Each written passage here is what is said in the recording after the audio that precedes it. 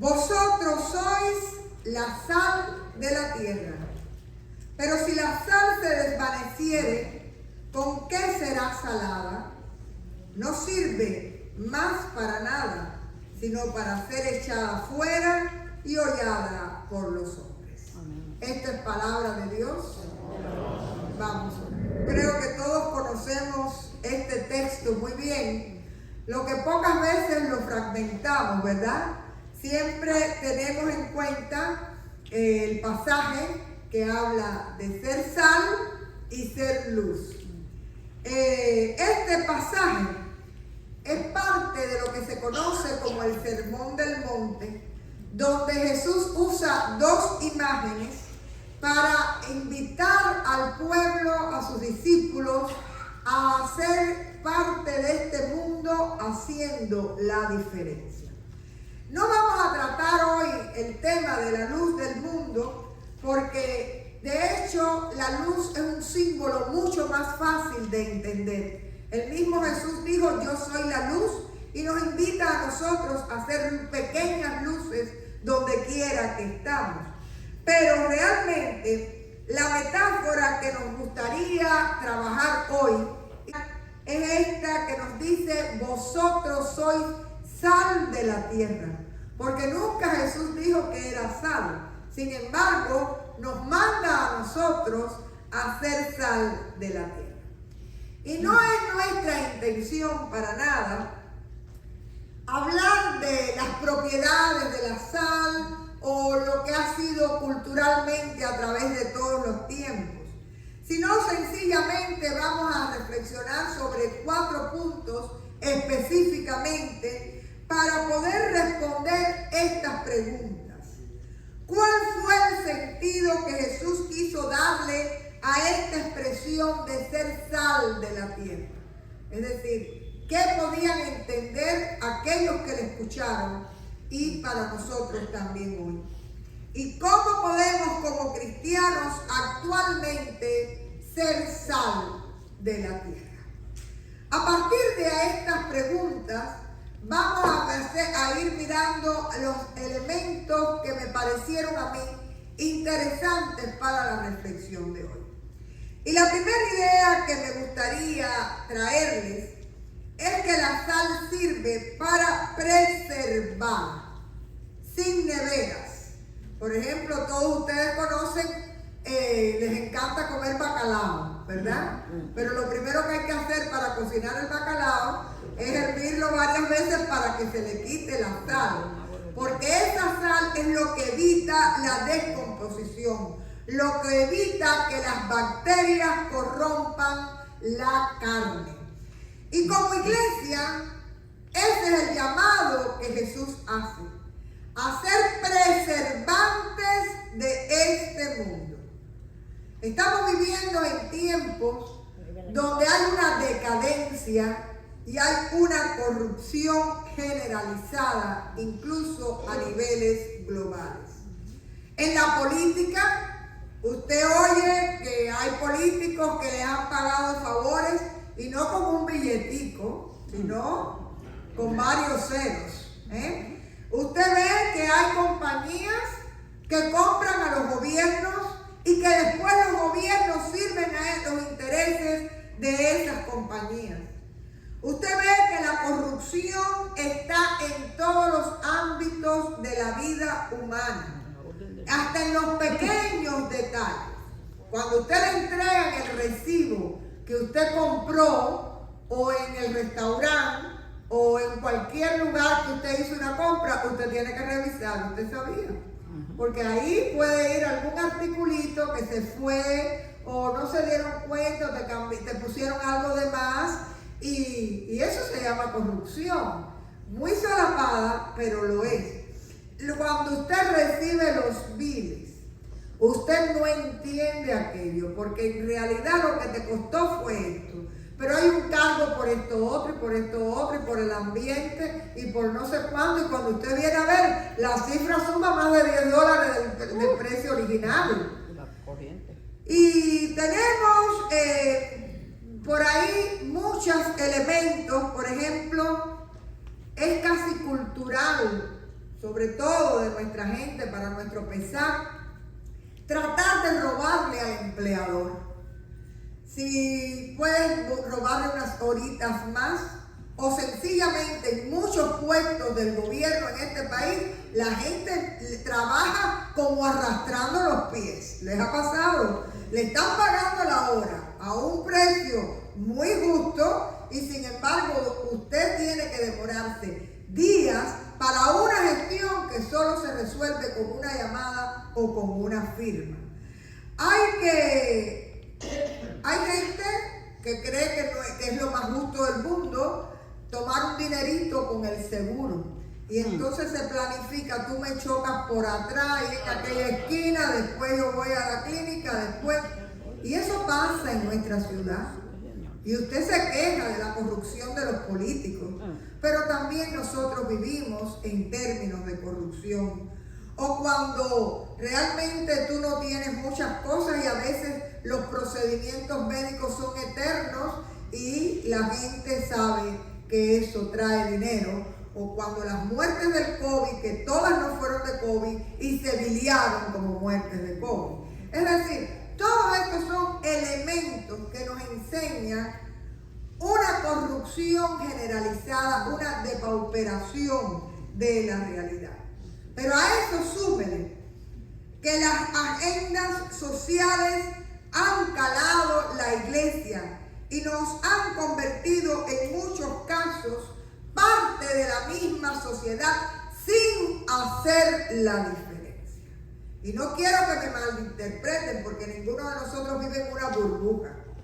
Pero si usted va a ser sal del mundo, usted tiene que hacer la diferencia en ese mundo.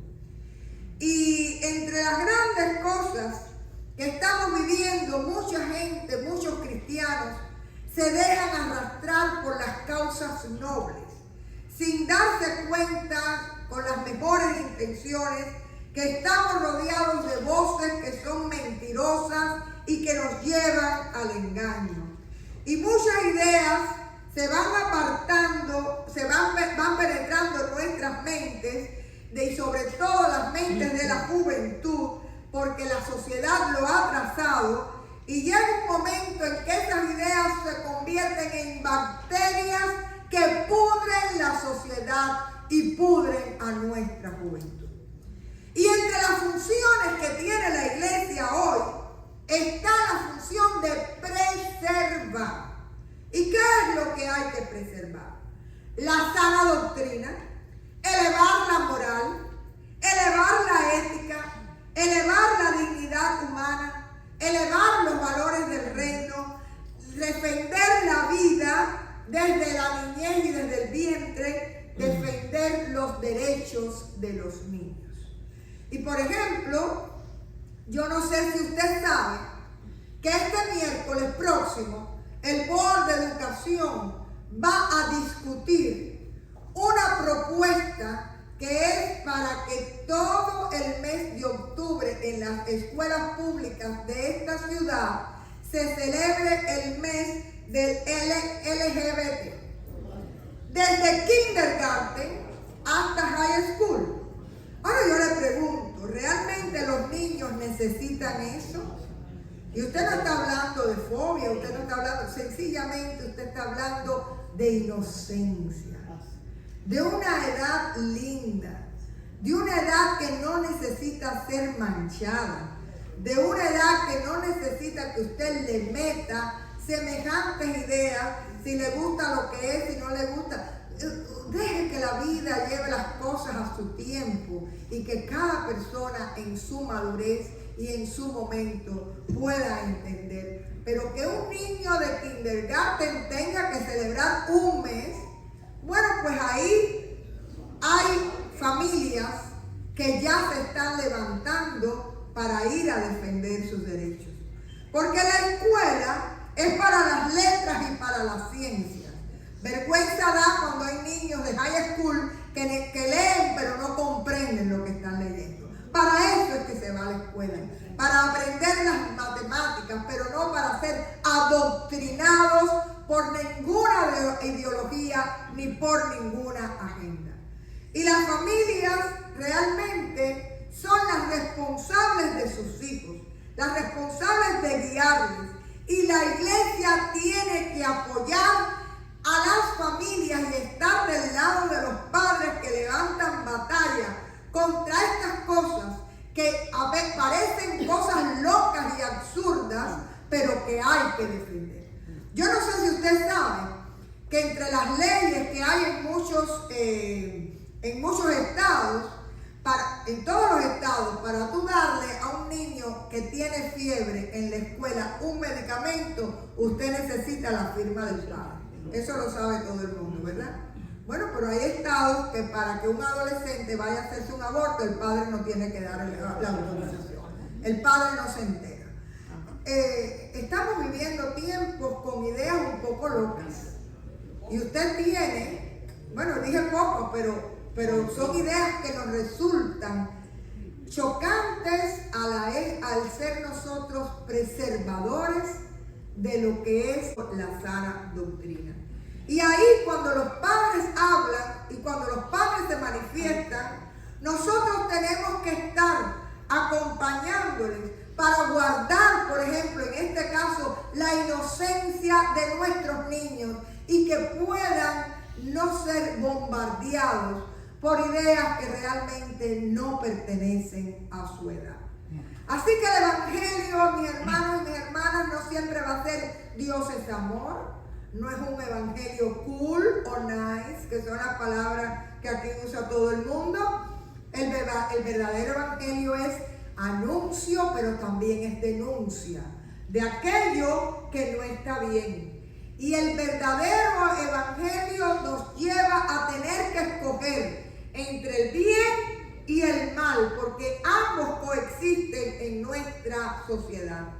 Y Pablo en Romanos 12 nos dice muy claramente: no se conformen, no se acomoden, no se adapten a lo que está pasando en este mundo, a lo que está pasando en nuestros días, sino sean transformadas sus mentes mediante la renovación que los lleva a distinguir cuál es la voluntad de Dios y a partir de ahí ver lo bueno, lo agradable y lo perfecto. ¿Lo entendemos? Amén. Esa es la tarea que pudiera ser dolorosa, pero que es necesaria de vivir. Nosotros somos llamados a preservar la sana doctrina y a preservar el mundo en el cual vivimos. Es decir, que el cristiano no solo tiene que vigilar su identidad para tratar de no desvirtuarse, siendo parte uno más de todas las comparsas que quieren sacar, sino tratando de tener la esencia de Cristo, como estudiábamos el miércoles, vestirnos como escogidos de Dios, estando en el mundo pero sin contaminarlo. Y el resumen de esta idea que me gustaría dejarles es que los cristianos, como sal de la tierra, deben no solo ser una reserva moral en la sociedad, sino jugar un rol activo, ser fermento de cambio. No solo se trata de no dejarnos contaminar, sino de construir decididamente como la sal a detener el proceso de corrupción o descomposición moral en el que están inmersas todas nuestras sociedades. ¿Lo hemos entendido? Usted tiene que preservar y detener el proceso de corrupción. Usted no tiene lugar en las grandes esferas, ya vamos a hablar de eso, pero allí donde usted está, con aquella gente que usted ministra, haga su parte. La segunda característica que tiene la sal y que me gustaría hablar de ella es que hace la diferencia. Una pizca. ¿Qué quiere decir una pizca? Un poquitico, pero cada cual tiene su poquitico, ¿no? Pero es una pizca. Hace una diferencia extraordinaria extraordinaria entre la comida del hospital y la de tu casa, ¿sí o no? Y si usted quiere probar, haga los dulces y siempre échele la pizca de sal, porque la pizca de sal hace que se resalte el dulzor. Quiere decir que la pizca es muy importante, pero la pizca es algo pequeño, es algo que talmente cualquiera pudiera pensar que no influye mucho o que no tiene mucho valor. Sin embargo, la pizca de sal hace la diferencia. Y los que son de buen paladar van a decir amén, ¿verdad? Amén. Y el texto de hoy nos invita o nos hace reflexionar en que ninguno de nosotros puede tener en poco su pequeñez. Porque donde Dios te ha puesto, Dios te llama a hacer la diferencia. Dios te llama a influir en tu mundo con tu pequeño aporte, siendo sal en tu familia, siendo sal en la iglesia, siendo sal en el trabajo, siendo sal en tu día a día de tal manera que tú puedas reflejar la imagen de Cristo y que no importa a dónde va Vicente, ¿saben ese refrán? A dónde va Vicente, a dónde va la gente. Usted puede ir en sentido contrario. Porque usted realmente, de por quien se deja guiar, es por el Señor. Miren, hermanos, estamos viviendo tiempos con mucha hipocresía. ¿Cuánta gente no hay que se desgarra las vestiduras por el hambre del mundo? Usted las conoce. Y hablan y dan discursos y hay de todo. El hambre del mundo los tiene muy airados, ¿verdad? Porque es una injusticia. Pero se comen su plato de comida y no saben si el que vive al lado o el otro necesita un plato de sopa porque está enfermo o tiene una situación especial a la cual pudiera ser ayudado.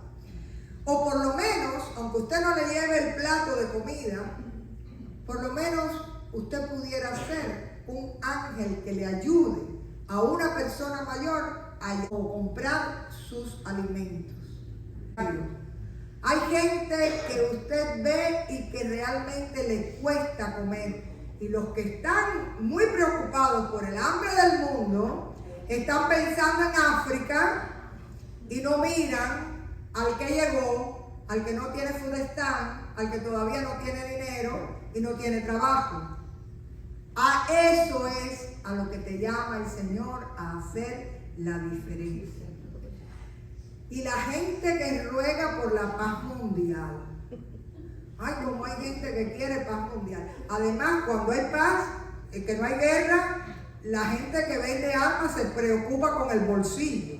Así que eso es un negocio que también conviene que haya guerra para que haya gente que pueda vender armas. Pero bueno, esta gente que a veces ora mucho por la paz mundial o está muy preocupada, en el seno de su oficina son ají picantes. ¿Saben lo que es eso? En la casa tienen declarada guerra en todos los frentes. Los juegos que les compran a los hijos todos son de violencia. Todas las películas que ministran ese hogar son de matazón, de carro chocado, de violencia. Y al final se consume todo lo que Hollywood te vende de violencia, te ministra como familia, pero tú oras por la paz mundial. Y déjenme decirles que los que producen las películas en Hollywood son los primeros que están preocupadísimos por la paz mundial. Y no hay una película que no maten a todo el mundo y que no se revienten todos los carros. Entonces, hay que hacer la diferencia. Usted puede escoger los juegos que juegan sus hijos. Usted puede escoger las películas que se ven en su casa. Usted puede escoger sus batallas. ¿Usted sabía eso? No todo el que lo pinche, usted le tiene que responder. ¿Usted sabía eso? Me pinchaste y te sonrío. Y aquella hora, como lo que viene es con ganas de fajarse, no saben qué hacer. La paz mundial empieza en tu corazón y empieza en el lugar donde tú estás y empieza en tu casa. Vive la paz, pero comiénzala ahí. ¿Y qué digamos cristianos preocupados por la justicia social. En mi opinión, y es mi opinión, que vengo de un país que habló mucho de justicia social, la justicia social tiene que empezar cuando hay justicia individual. ¿Estamos claros? Y realmente esta gente está muy preocupada por las ayudas que el gobierno tiene que darle a los pobres. Eso les preocupa muchísimo. Pero van al restaurante y les cuesta un trabajo dar la propina. Y si hay de 15, de 18 y de 21, si la dan, seguro que toman la de 15. Porque esa camarera que está ahí, realmente no me preocupa la justicia social en ese ámbito.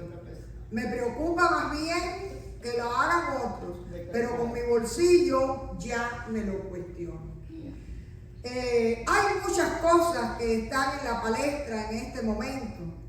Y una de las propuestas que hay es de que los jubilados no paguen taxes. Miren, yo estoy de acuerdo con eso.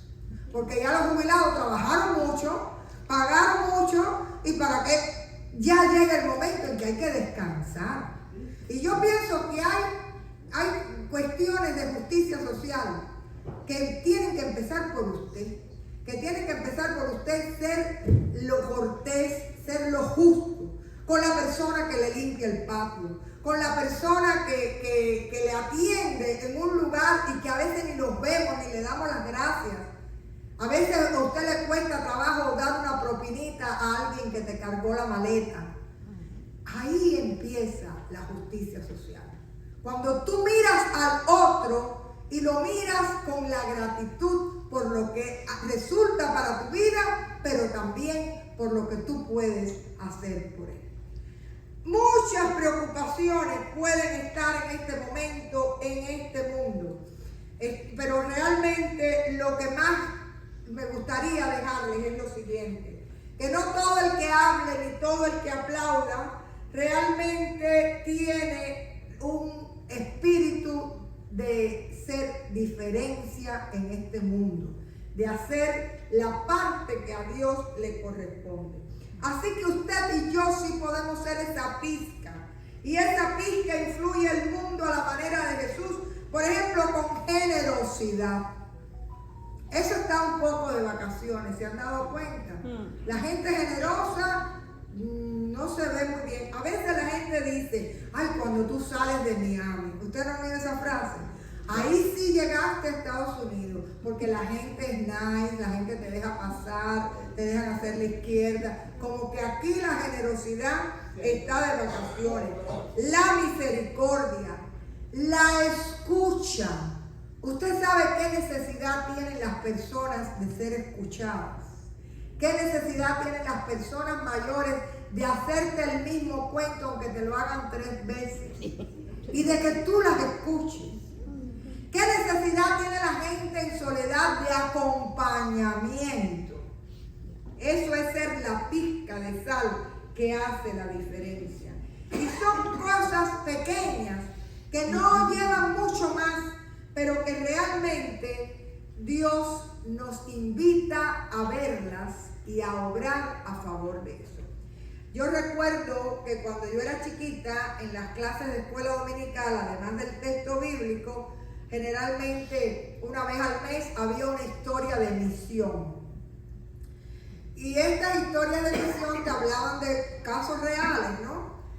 Y yo recuerdo esta historia de un joven que quería ir de misionero a China. Y cuando fue a hablar con el pastor le dijo: ¿y ya hablaste con el chino de la bodega de la esquina? No. Bueno, pues empieza por ahí. A veces la gente se cree que los grandes proyectos son los que valen. Y realmente lo que te pide Dios es que tú seas esa pizca de sal que haga la diferencia, porque tú eres muy importante. No solo para preservar, sino para diferenciarnos del resto de la sociedad.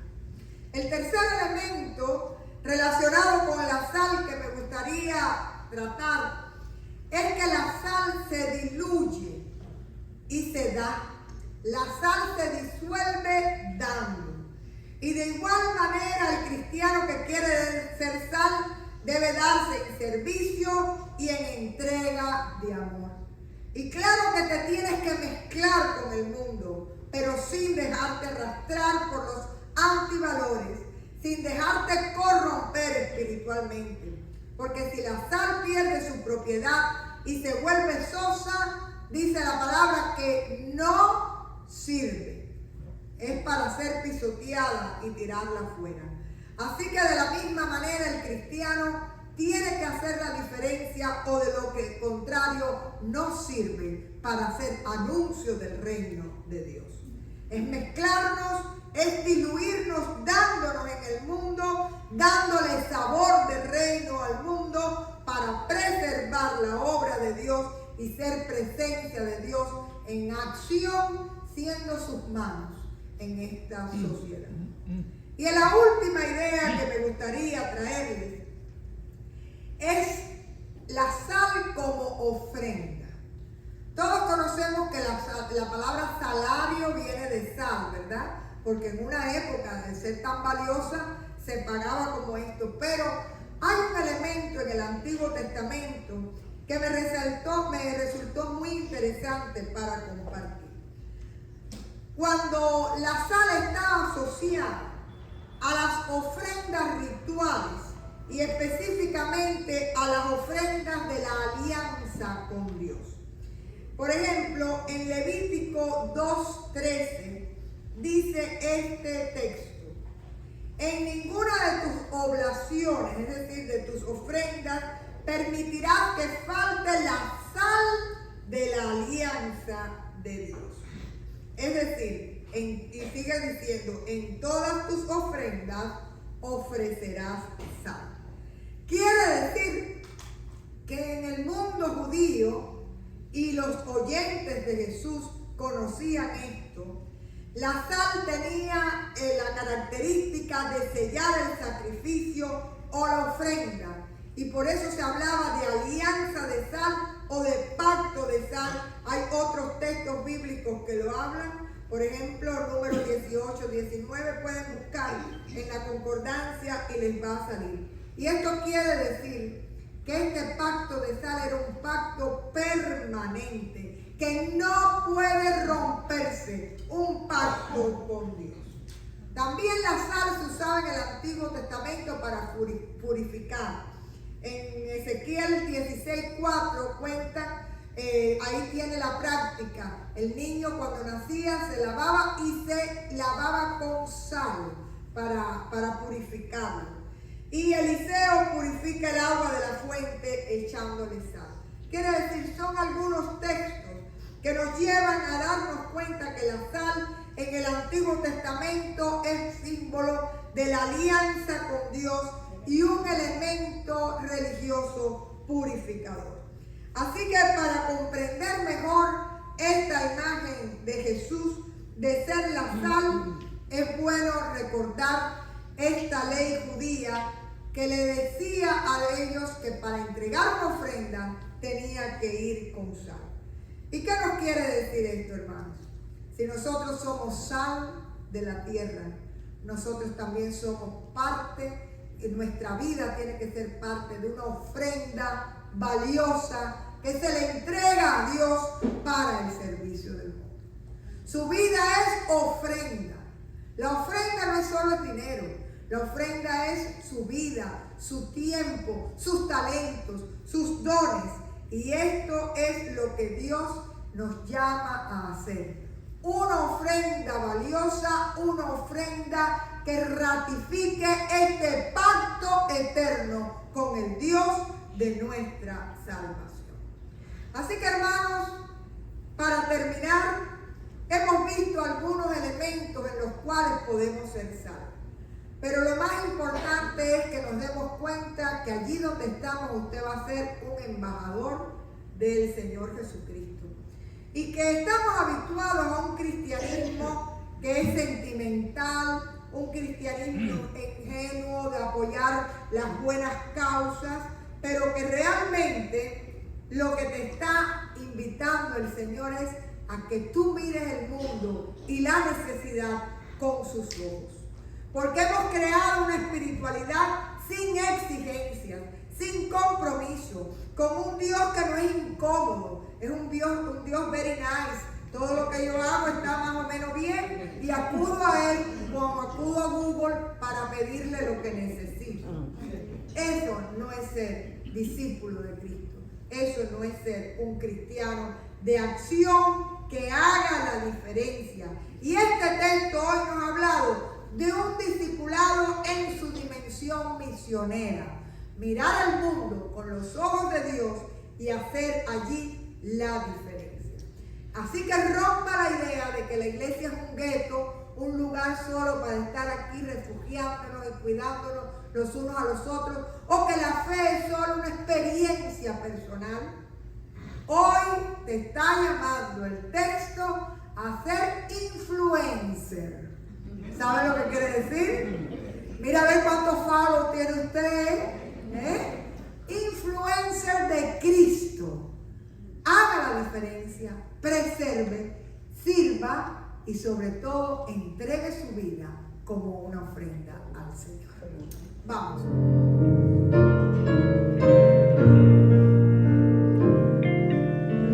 Muchos que viven en tu derredor, tristes y hambrientos están. Tú por tu vida les puedes llevar gozo, luz y bendición.